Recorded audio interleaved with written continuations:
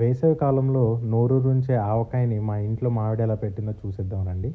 ముందుగా medium size మామిడికాయలను ఒక 6 తీసుకొని, వాటిని శుభ్రంగా కడిగి, తర్వాత బాగా తుడిచి ఆరబెట్టుకొని, ఒక మీడియం సైజ్ ముక్కల్ని తరిగి పెట్టుకున్నాము. మీకు నచ్చిన సైజులో కావాలంటే మీరు మామిడికాయ ముక్కల్ని తరిగి పెట్టుకోవచ్చు.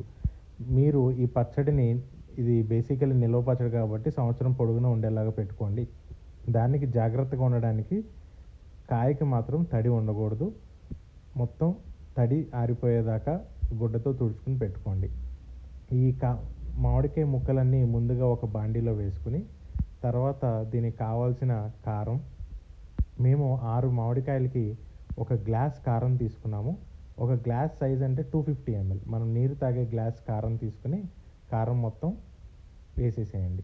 కారం వేసేసిన తర్వాత ఆవపిండి తీసుకుని కలపండి. మనం ఒక గ్లాసు కారప్పొడి, అలానే ఒక గ్లాసు ఆవపొడి తీసుకుని వేసేసేయండి. అండ్ ఈ ఆవపొడిని మేమేమి రోస్ట్ చేయలేదు, డైరెక్ట్గా ఆవాలను పొడి చేసి వేసేసాము. ఆవపిండి కూడా వేసేసిన తర్వాత ఉప్పు కలుపుకుందాం. మనం ఒక గ్లాస్ కారపొడి, ఒక గ్లాస్ ఆవపొడి వేసుకున్నాం కాబట్టి హాఫ్ గ్లాస్ ఉప్పు వేసుకుంటే సరిపోతుంది. ఈ ఉప్పు కూడా వేసేసుకున్న తర్వాత నెక్స్ట్ కొన్ని మెంతులు, కొన్ని మీకు తగినంత ఆ మెంతులు కూడా వేసేసుకోండి. ఎక్కువ మెంతులు వేసుకుంటే మళ్ళీ చేదొస్తుంది. మీకు నచ్చినట్టయితే ఒక హాఫ్ టీ స్పూన్ జీలకర్ర పొడి కూడా వేసేసేయండి. తర్వాత ఒక హాఫ్ టీ స్పూన్ పసుపు. ఇవన్నీ వేసేసిన తర్వాత మొత్తం బాగా కలపండి. మనం వేసుకున్న ఇంగ్రీడియంట్స్ అన్నీ మామిడికాయ ముక్కకి బాగా పట్టాలి.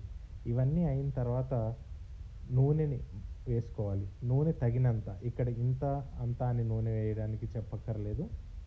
మామిడికాయ ముక్కలు, ఉప్పు, కారం అంతా బాగా కలిసేంత వరకు నూనె వేసుకోండి.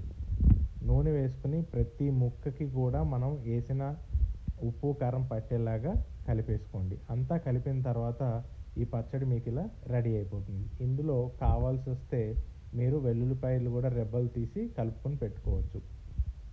అండ్ ఈ పచ్చడిని ఒక 2-3 రోజులు నిల్వ ఉంచుకున్న తర్వాత మీరు యూస్ చేసుకోవచ్చు. వేడి వేడి అన్నంలో నెయ్యి వేసుకుని ఆవకాయ పప్పు తింటే ఆ రుచే వేరు. ఇవంతా చూసిన తర్వాత మీరు కూడా ఇంట్లో ఆవకాయ ట్రై చేసి ఎలా వచ్చిందో కమెంట్ రూపంలో మా వీడియో కింద తెలియజేయండి. Thank you for watching the video.